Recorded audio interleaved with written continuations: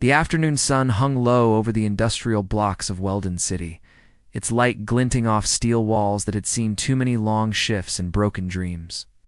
In the cold shadow of a factory, a small doll lay on the ground, its arm twisted at an unnatural angle, its pink dress smeared with dust and grime. Beside it knelt a young woman, her trembling hand pressed flat against the concrete as if trying to hold herself and the world steady.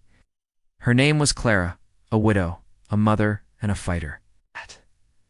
But that day even fighters can be brought to their knees. Her lower lip was split, and one cheek was already beginning to darken into a painful shade of purple. And just a few steps away stood her little girl Hazel, clutching that broken doll to her chest. Silent tears cut clean lines through the dirt on her face, a heartbreaking map of her fear. The cruel laughter of the men who had done this still echoed faintly from down the road, fading as they disappeared inside their shiny black car, leaving a wake of misery behind them.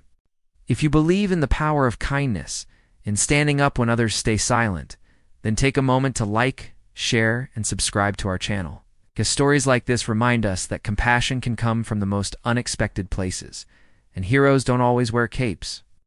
Clara's life was tethered to the Weldon Auto Components factory, a place that ran on sweat, the constant scream of machinery, a quiet, shared desperation. She showed up every day before the sun even considered rising, her hands raw from long hours of labor, her back aching, but her heart was always steady. She did it all for one reason, Hazel. Every morning, as she packed her daughter's lunch, she'd whisper, "Hold on, sweetheart. Just hold on a little longer. Things will get better." And Hazel believed her. Because that's what little girls do. They believe in their mothers with their whole hearts. But that innocent faith cracked the day Clara learned the ugly truth.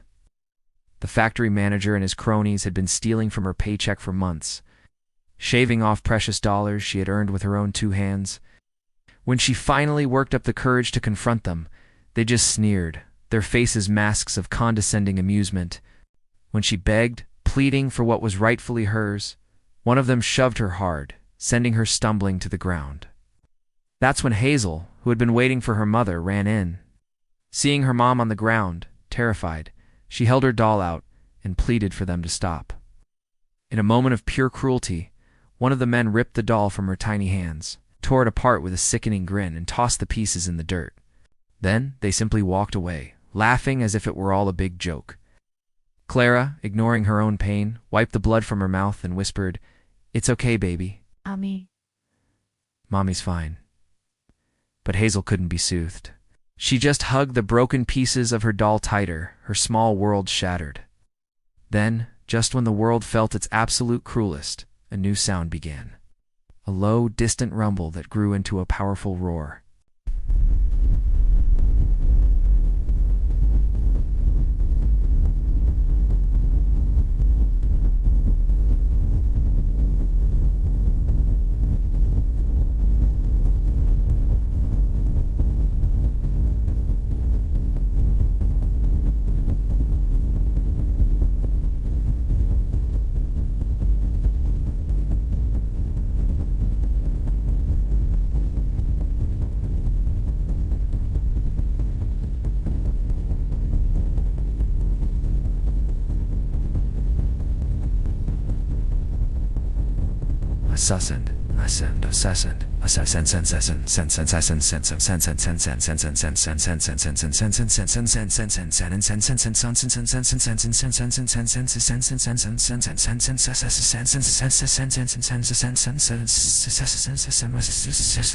The very air trembled with their presence as they slowed to a stop near the factory gate.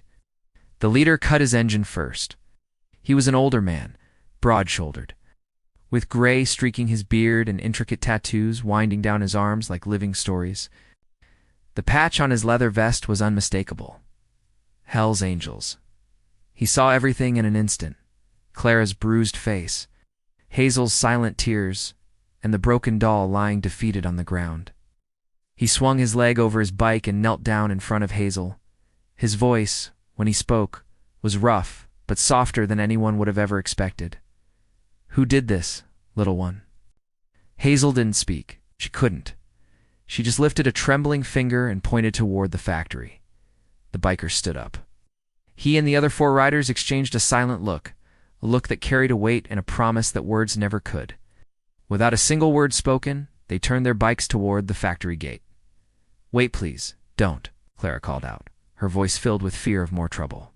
But the deafening roar of their engines drowned her out as they surged forward. Inside the factory yard, the smug laughter of the manager and his men stopped cold.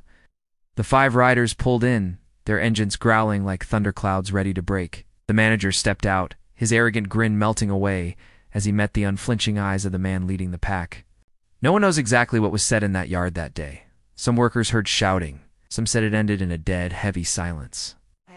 But everyone remembered one thing clearly. When the bikers left, the factory floor had gone completely still. The manager and the men who had hurt Clara were gone. They never came back. The riders returned to the street where Clara and Hazel stood waiting, frozen in place. The leader stopped his bike beside them and pulled something from inside his vest. It was a brand new doll, still in its box, with a soft blue dress that fluttered gently in the breeze. He handed it carefully to Hazel. Her small fingers trembled as she took it, her eyes wide with disbelief. Then he took out an envelope, thick with cash, and placed it in Clara's hand. She shook her head, tears welling in her eyes. I can't take this." He just gave a quiet, firm nod, the kind that says, "You've been through enough. It's okay." Before turning to leave, he met Hazel's eyes one last time. And for the first time that day, she managed a small, tearful smile. Moments later, the engines roared back to life. 5 bikes. 1 cause. They rode away into the fading light, disappearing over the horizon. Not as outlaws, but as the most unlikely of heroes. The next morning, for the first time in years, the Weldon factory gates stayed closed. Rumors spread like wildfire. The manager had quit. The others had vanished. And for the first time in a long time, Clara walked home with her head held high, a weight lifted from her shoulders. Hazel skipped beside her, the new doll pressed tightly to her chest, sunlight dancing off its polished hair. That day, something important had been repaired, and it wasn't just a toy, it was their faith in humanity. Thank you so much for watching. If this story touched you, please give it a like, and follow our channel for more tales of unexpected kindness. We'll see you next time.